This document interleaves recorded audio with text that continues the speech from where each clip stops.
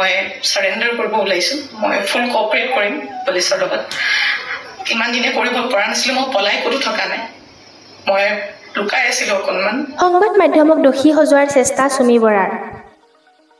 ধোৱা তুলসীৰ পাত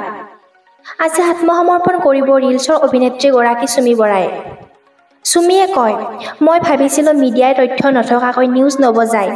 কিন্তু মিডিয়াৰ বাবে আজি মই দোষী সংবাদ মাধ্যমলৈ দোষ ঠেলি আজি আত্মপ্ৰকাশ কৰিলে পলাতক সুমি বৰাই আজি আত্মসমৰ্পণ কৰিব বুলি ঘোষণা সুমিৰ কান্দি কাটি বিয়াকুল ভিডিঅ'ৰে অসমবাসীৰ আবেগ জয়ৰ শেষ চেষ্টা সুমিৰ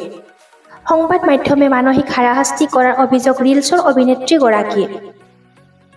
পলাই নহয় লুকাই আছিলো মই সংবাদ মাধ্যমে মোক দোষী সজাই দিলে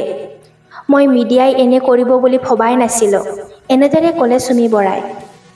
ন্যায়ালয়ে মোক দোষী কৰাৰ আগতে নিউজ মিডিয়াই মোক দোষী কৰি এতিয়ালৈকে ফাঁচি দিছে সুমিৰ সংবাদ মাধ্যমৰ ওপৰত সুমিয়ে কয় মই ভাবিছিলো মিডিয়া তথ্য নথকাকৈ নিউজ নবজায় কিন্তু মিডিয়াৰ বাবে আজি মই দোষী গোটেই মানুহৰ আগত মোৰ মা দেউতা পৰিয়াল সকলোৰে সন্মান শেষ হৈ পৰিছে আৰু ধৈৰ্য ধৰিব পৰা নাই সকলোৰে এটা সীমা থাকে সেইটো কাৰণে আজি মই সাৰেন্ডাৰ কৰিম আৰু মোৰ বিশ্বাস আছে যে তথ্য চাই ন্যায়ালয়ে সিদ্ধান্ত ল'ব মিডিয়াৰ নিউজ চাই নহয় মোৰ বিশ্বাস যদি মই সত্য হয় তেনেহ'লে মোৰ কোনো শাস্তি নহয়